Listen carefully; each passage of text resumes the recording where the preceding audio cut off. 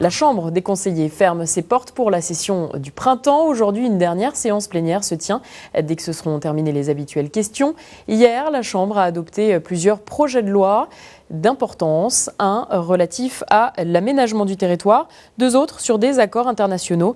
Enfin, un projet de loi sur la Fondation Mohamed VI des œuvres sociales pour les fonctionnaires de la Sûreté nationale a été adopté à l'unanimité. Mais ce sont surtout les amendements et les règlements internes qui ont rythmé cette session, les réglages de l'organisation elle-même.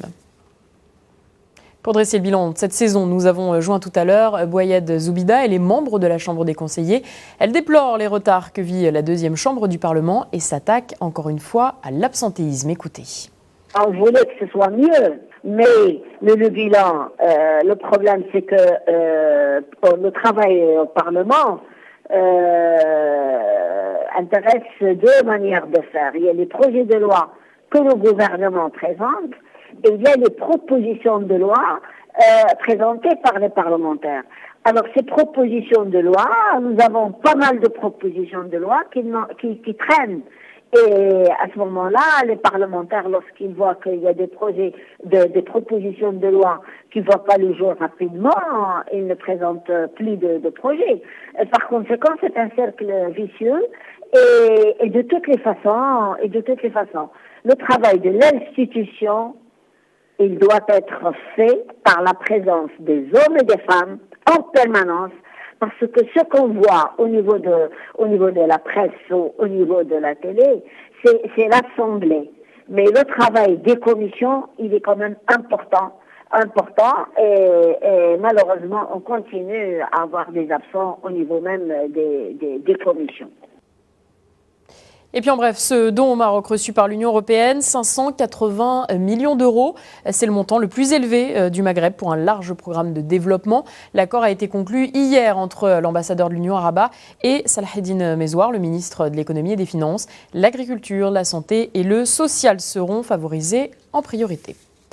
Circuler, il n'y a rien à voir. C'est ce qu'a tenté de faire comprendre aux Français Nicolas Sarkozy hier.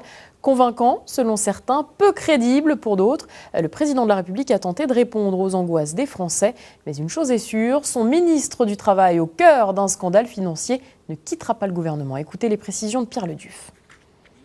Les Français attendaient cette interview avec impatience. Enregistrée dans les jardins de l'Élysée, elle a été retransmise en direct à la télévision hier soir. À la veille de la fête nationale, Nicolas Sarkozy était contraint de s'exprimer sur l'affaire Bettencourt. La femme la plus riche de France aurait financé à hauteur de 150 000 € la campagne présidentielle de 2007. Son trésorier n'était autre qu'Éric Woerth, actuel ministre du Travail. Beaucoup de Français attendaient donc une réponse du président sur sa révocation. Est-ce que Éric Woerth sera le ministre qui portera la réforme des retraites, qui la défendra au Parlement cet automne? En clair, est-ce que vous lui maintenez toute votre confiance? Oui. Nicolas Sarkozy a cependant avoué qu'un soupçon de conflit d'intérêts pesait sur son ministre. L'affaire dure depuis maintenant un mois. Des révélations accusent le président d'avoir reçu personnellement des enveloppes de la part de la milliardaire. Dans un souci de transparence, il a déjà renvoyé 2 membres du gouvernement salis par d'autres affaires. Mais il dénonce un coup politique qui tombe juste au moment de la réforme des retraites contestée par la gauche. Elle doit aboutir à la fin de la retraite à 60 ans, un acquis social du mitterrandisme, responsable des problèmes actuels selon le chef de l'État. Cette réforme est menée par un certain Éric Woerth. Et s'il reste à sa place de ministre du Travail, Éric Woerth vient d'annoncer sa démission d'un autre poste. Il quitte ses fonctions de trésorier du parti majoritaire, le parti de l'UMP. Je vous le disais en titre, ça sent le soufre pour Omar el-Béchir. Le président soudanais est maintenant accusé de génocide par la Cour pénale internationale pour le massacre de plusieurs ethnies au Darfour. Il était déjà sous le coup d'un mandat d'arrêt pour crimes de guerre et crimes contre l'humanité. Laura Sprung. Génocide contre les 3 principales ethnies au Darfour, c'est le 2e mandat contre Omar el-Béchir. La Cour pénale internationale a allongé la liste déjà lourde des chefs d'accusation à l'encontre du président soudanais. Poursuivi en mars 2009 pour meurtre, extermination, transfert forcé, torture et viol, cette nouvelle plainte ne semble pas perturber le gouvernement soudanais. Dès le premier mandat, le gouvernement soudanais a pris position. Cette décision ne signifie rien et ne va rien changer. Le Soudan, qui n'est pas membre de la Cour pénale internationale, n'en tiendra pas compte et rien ne modifiera les objectifs politiques du Soudan. Des charges que le président soudanais récuse totalement. Pour lui, il s'agit d'un complot occidental. La Cour pénale internationale est un tribunal politique qui ne fait qu'entraver son objectif principal. Nous sommes présents ici pour confirmer que nous allons tout consacrer pour faire régner la paix dans la région du Darfour. La paix est stratégique, essentielle, et cela doit être la priorité à tous. En 2005, les accords de paix mettent fin à 2 décennies de guerre et un référendum sur la sécession du Sud-Soudan est envisagé en janvier prochain. Au cours de ce conflit, 300 000 personnes sont décédées et plus de 2,7 millions de Soudanais ont été déplacés. C'est donc sans surprise que l'opposition a crié victoire en entendant cette nouvelle accusation. Et le secrétaire général de l'ONU, Ban Ki-moon, a immédiatement réagi à ce mandat d'arrêt. Il s'est dit profondément préoccupé par la nature de ces chefs d'accusation et a demandé au Soudan de soutenir le travail de la Cour pénale internationale. Direction le Proche-Orient à présent avec cette information qui pourrait encore une fois bouleverser la reprise des pourparlers et ses débuts difficiles. La municipalité de Jérusalem a autorisé la construction de 20 nouvelles maisons dans l'est de la ville, le secteur arabe de plus en plus colonisé par les populations juives. Cette information donnée par l'agence de presse palestinienne est un revers dans les promesses israéliennes puisqu'il y a quelques jours, Benjamin Netanyahou, le Premier ministre israélien, avait déclaré prendre des mesures concrètes pour convaincre les Palestiniens.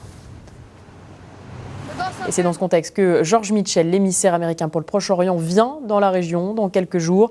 Les États-Unis continuent les entretiens pour aboutir à des négociations directes entre les deux parties. Alexandrie sera-t-elle la première ville égyptienne sans tabac? C'est en tout cas ce que veulent les autorités d'ici 2 ans, car la loi anti-tabac date de 2007 et n'est toujours pas appliquée. Forcément, dans un pays où près de 40% des hommes fument, c'est une mission plutôt difficile. Regardez. Profiter de la mer et goûter le temps qui passe en buvant un thé et en fumant. C'est une scène que l'on ne verra plus à Alexandrie. Le gouvernement égyptien souhaite faire de cette cité la première ville du Moyen-Orient où fumer dans les lieux publics est interdit. Sur les plages, la chicha est déjà prohibée. Et pour la propriétaire de ce café, c'est une catastrophe. Les clients viennent exprès pour avoir leur chicha car c'est un lieu ouvert. Les Arabes du Golfe notamment en commandent beaucoup. Je ne peux pas dire aux clients que c'est interdit de fumer.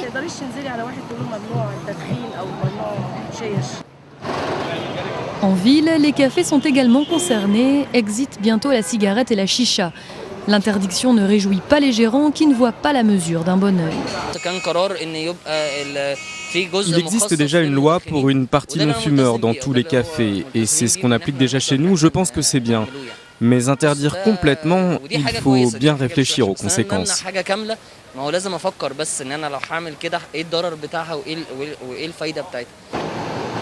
Les administrations, les écoles, les universités et les transports publics sont déjà 100% non-fumeurs.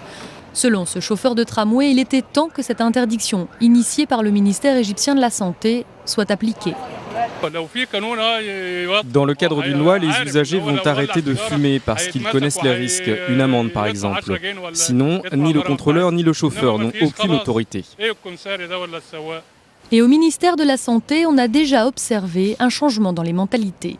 Les gens commencent à défendre leur droit à respirer un air pur. Avant, si quelqu'un fumait à côté de moi, je n'avais pas le courage de lui dire non. Et aujourd'hui, les gens osent demander aux autres d'arrêter de fumer. Je sais que ça va prendre du temps, mais je suis optimiste. Il reste encore beaucoup de chemin à parcourir pour une Égypte sans tabac. Avec ses 80 millions d'habitants, ce pays est le 2e plus grand consommateur au monde, après le Pakistan. Voilà, c'est la fin de cette édition. Merci d'avoir été avec nous. L'information continue sur le www.mediansat.ma. Très bonne après-midi sur notre